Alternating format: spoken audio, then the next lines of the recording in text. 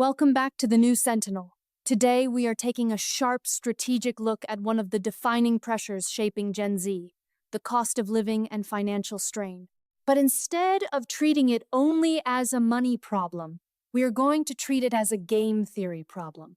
That means we are asking how incentives, risks, trade-offs, coordination, trust, and long-term strategy shape the way young people respond when everyday life feels expensive. Exactly. Game theory is useful here because it does not assume people are simply dramatic, lazy, reckless, or irrational. It asks what choices make sense when players are facing constraints.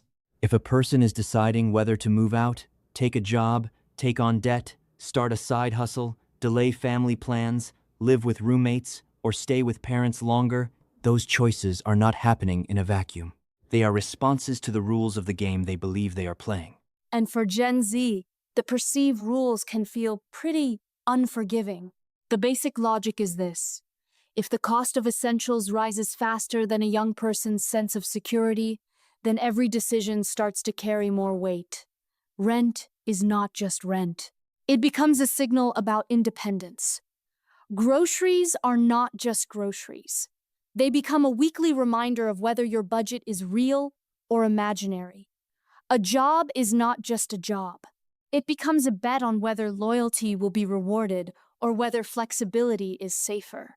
That is the first game theory concept, payoffs. Every generation has had to make decisions under pressure, but Gen Z often seems to evaluate payoffs through a very skeptical lens. They ask, if I work harder, do I actually get ahead? If I go to school, does the credential produce enough return? If I stay loyal to one employer, will that employer stay loyal to me? If I save carefully, will housing, transportation, and basic expenses still move out of reach?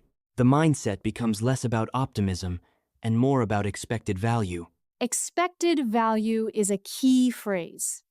It means the value of a choice after weighing both the possible reward and the probability of getting that reward.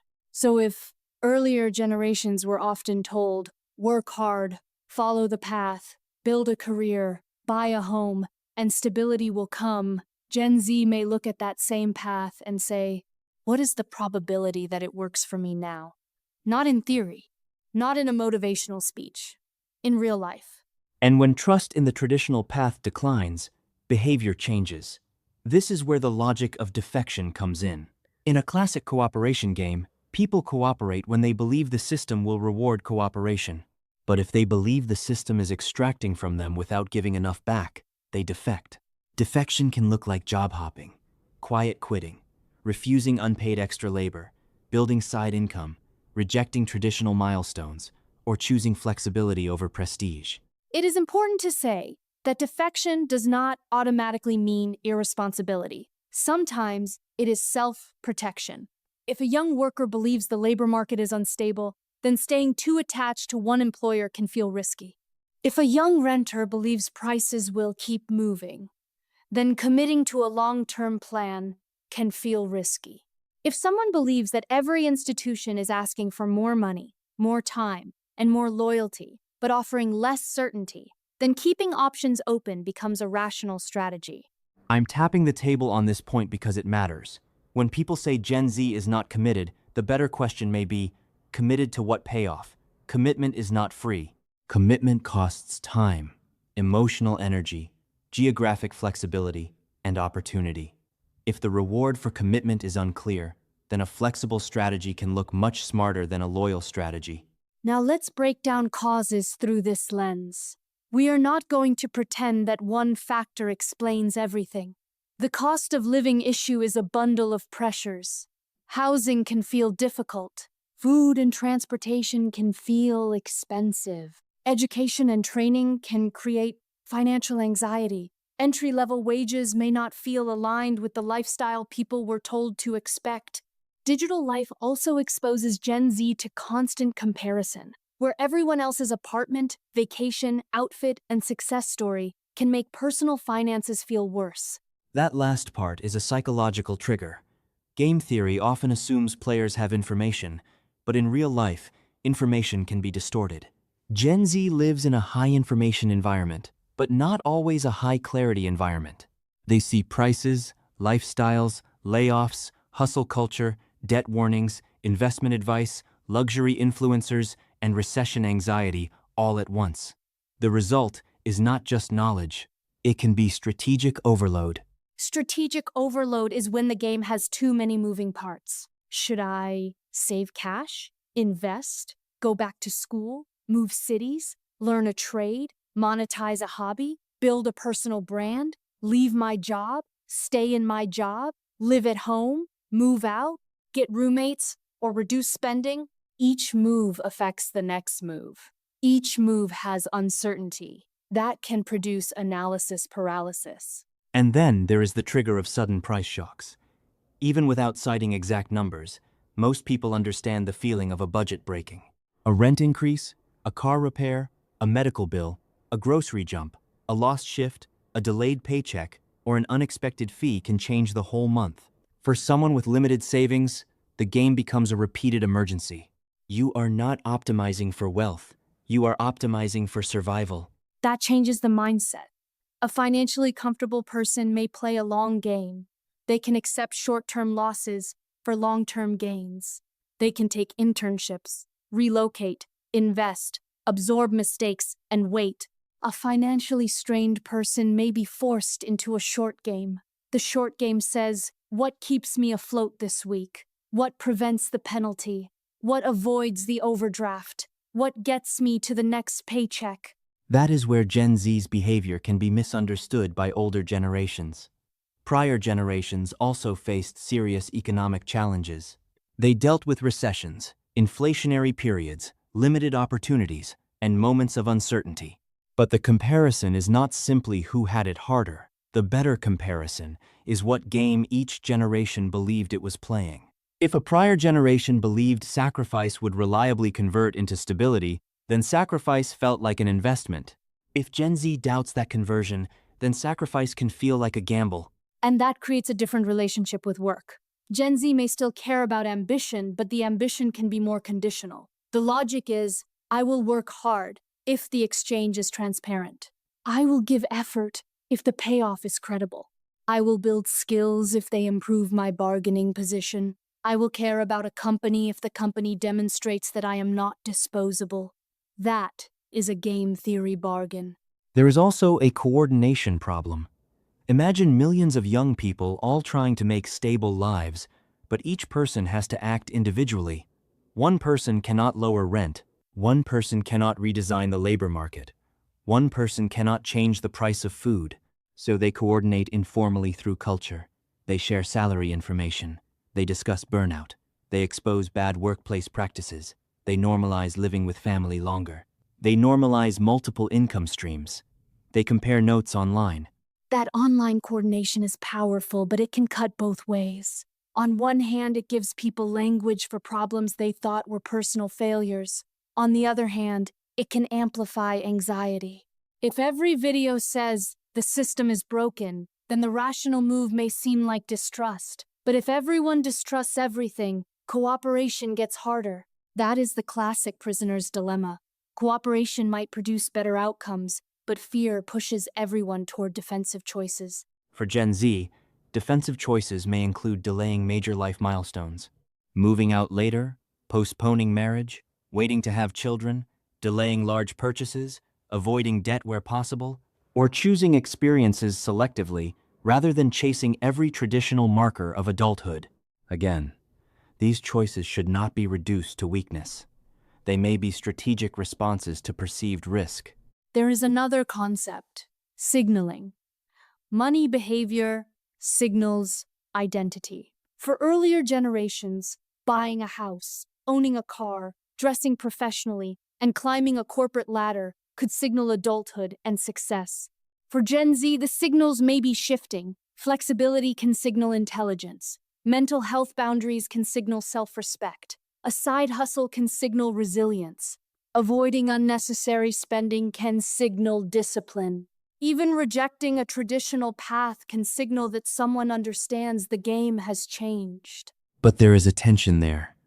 If everyone is forced to be entrepreneurial, entrepreneurship stops feeling like freedom and starts feeling like backup survival. Side hustles can be empowering, but they can also reflect insecurity. The game theory question is whether side income is an offensive strategy or a defensive strategy. Are you building opportunity, or are you patching holes in a budget that should not be leaking so badly?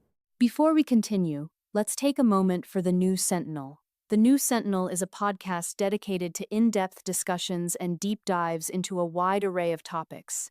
From the glitz and glamour of pop culture to the strategic intricacies of military operations, we cover it all. Each episode is thoughtfully crafted to offer listeners a comprehensive understanding of the subject matter, with detailed analysis, engaging storytelling, and conversations designed to make complicated issues easier to understand. Whether you are a pop culture enthusiast, someone with a keen interest in global security, or a listener who just enjoys sharp conversation, The New Sentinel has something for you.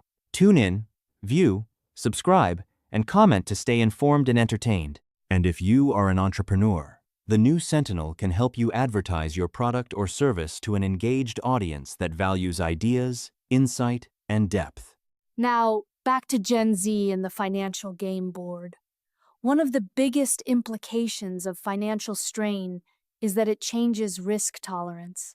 People sometimes assume young people are naturally risk-seeking, but financial pressure can make them both risk-seeking and risk-averse at the same time.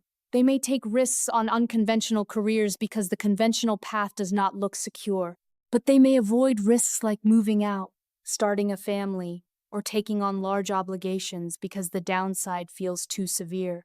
That split is fascinating. In game theory terms, if the safe strategy no longer feels safe, the risky strategy becomes more attractive. But if the penalty for failure is high, the person becomes careful about which risks to take. So you might see a Gen Z worker quit a job that feels exploitative, but still hesitate to sign a lease. You might see someone start an online business, but avoid taking on major debt.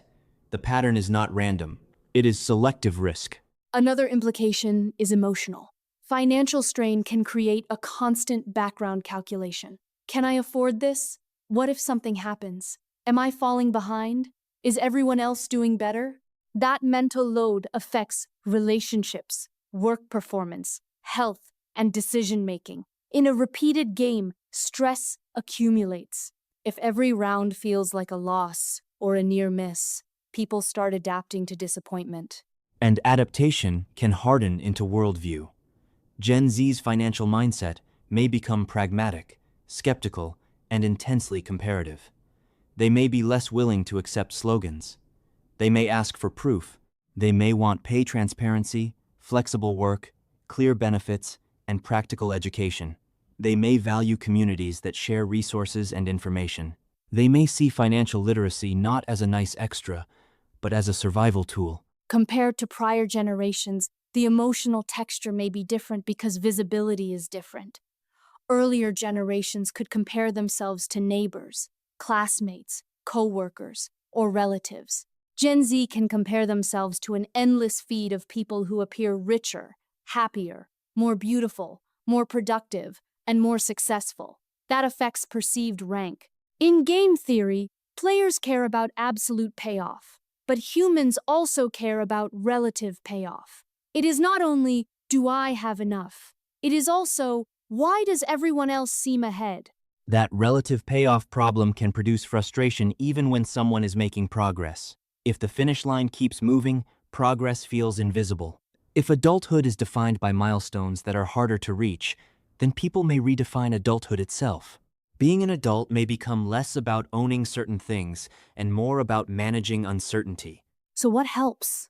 From a game theory mindset, Gen Z can benefit from strategies that increase bargaining power, reduce downside risk, and improve information quality. Bargaining power can come from skills, networks, certifications, portfolios, savings, or mobility. Downside protection can come from emergency planning, shared housing, careful debt decisions, and realistic budgeting. Better information can come from salary conversations, mentorship, and learning how different financial choices actually work. But the burden cannot be placed only on individuals.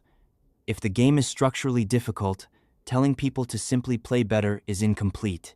Institutions, employers, Educators, communities, and policymakers all shape the payoffs.